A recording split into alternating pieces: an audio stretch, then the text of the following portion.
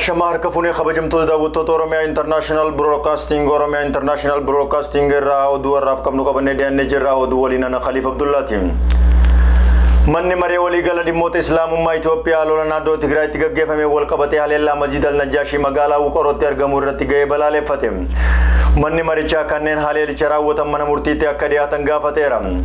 Manni Mare Kun Halela Majid al Najashi Ratra Hotel Al Jizera Media Fipsa Kanen Halela Maisha Warana Gurguda Majida Sena Kabesa Al Najashi Vido Walchai Ratra Wotame Majid Cheratimidam Gurgudon Kabera Jerem. Dabalata Gabasakana Kaitan Wanatisimbranganya. Manni Maria Oligala di Mot Islam Ethiopia Lolando Tigray Gefame Wolkabate Halela Majid al Najashi Magala Ukaroti Argamura Gebalale Fate.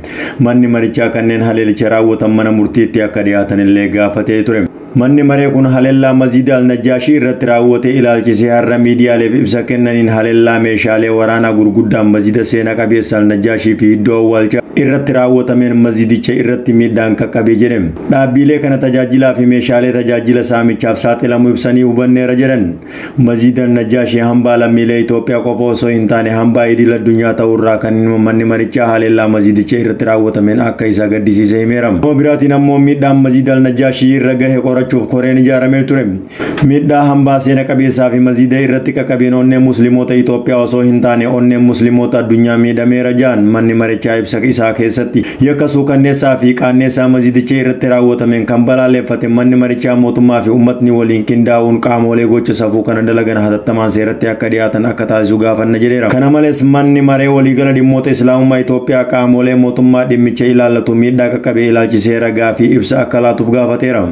Biratin dimidanga Sudani Ethiopia World Up Sise Karana Gana Kafuram Godun Fedamotuma Ethiopia Taudu Bima Minister Hajala Ethiopia Ambassador Dina Mufti Himan Lola Motuma Federala fi Umno TPL Sadas Sadir Rai Gale Hordofe Umni Warana Sudan Lafadanga Ethiopia Kabachu Hariro Ethiopia fi Sudan Sanadura Hala Gari Rature Yaddo Ke Sagal Cheram Dabalata Gawasakana Ka Itano Hanatisimbrangenya Dimadanga Sudani Ethiopia World Up Sise Karana Gana Kafuram Gochun Fedamotuma Ethiopia Taudu Bima Minister Hajala Ethiopia Ambassador Dina Mufti Himan Lola Motuma Federala fi Humno TPLF Giddutti Sadas Sadir Rai Gale Hordofe Umni Warana Sudan Lafadanga Ethiopia Kabachun Hariro Ethiopia Sudan Sanadura Ture Hala Gari Rature Yaddo Ke Sagal Cherajan Dibden Danga Kun Mari Dimma Hida Gudicha Laga Baya Ethiopia Degarsa Sudan Daranu Dabsisa Yaddo Jerusumeram Minister Hajala Ethiopia Dubbi Himan Kantan Ambassador Dina Mufti Turti BBC Walintas Sanin Loltoni Sudan Lafadanga Ethiopia Ke Sajiru Kabachu Fikon Nambultota Ramida Gaisisu Fedamotuma Sudan Mitijeru Waldibde kana keessa aangoonni olaanoon Sudan muraasni fedha qabaachuu akka danda'an himanii harka hedduu garuu qaama birootu duuba jira jedhan.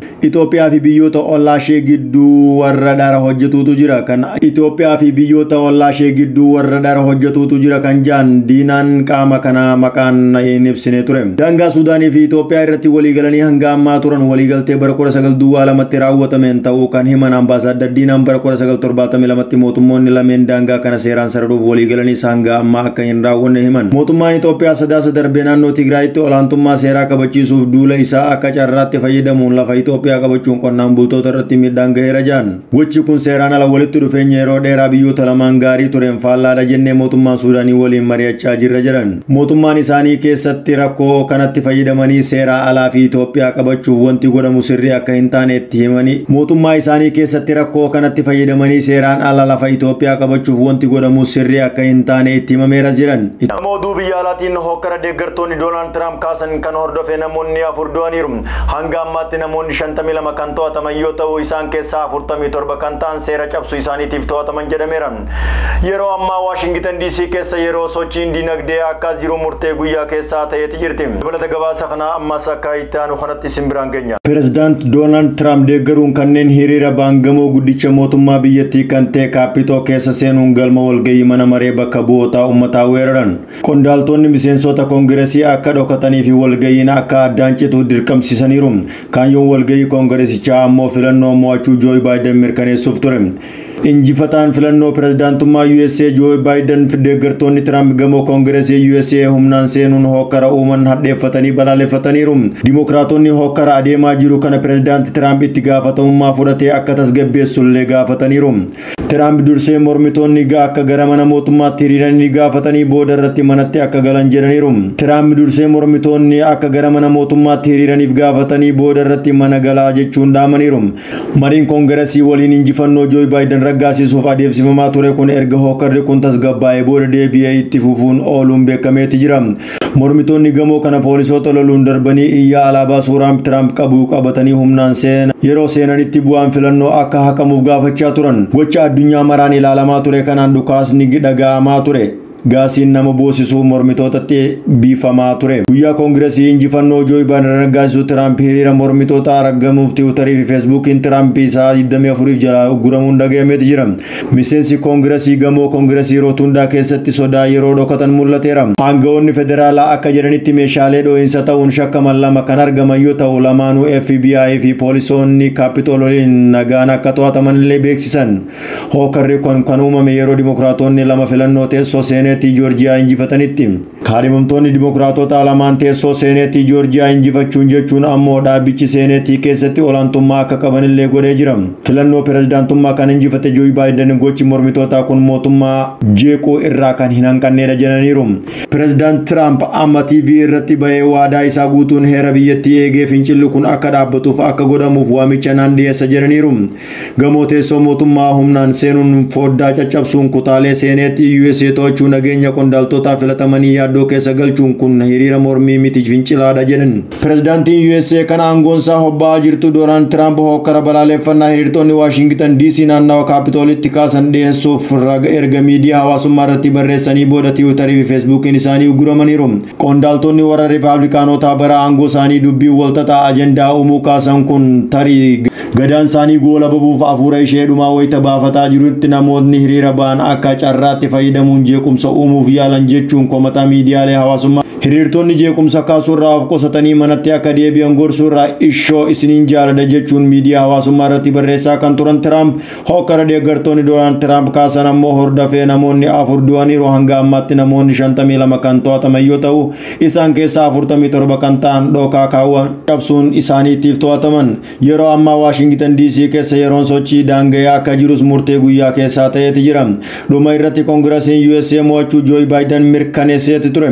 Koongireesiin Ameerikaa Joe Biden pirezidaantii Kamala Harris ammoo pirezidaantii itti aantuu ta'uun USA waggoota dhufan 4f akka gaggeessan mirkaneesse.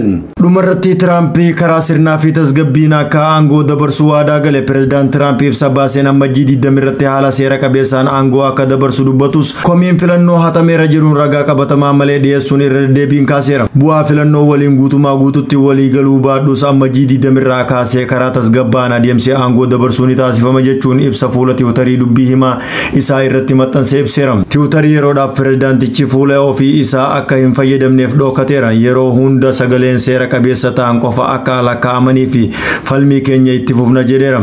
Oduma wal fakkaatuun poolisoonni hidhatanii fi loltoonni paarlamaa Gaanaa seenuun dhagahame.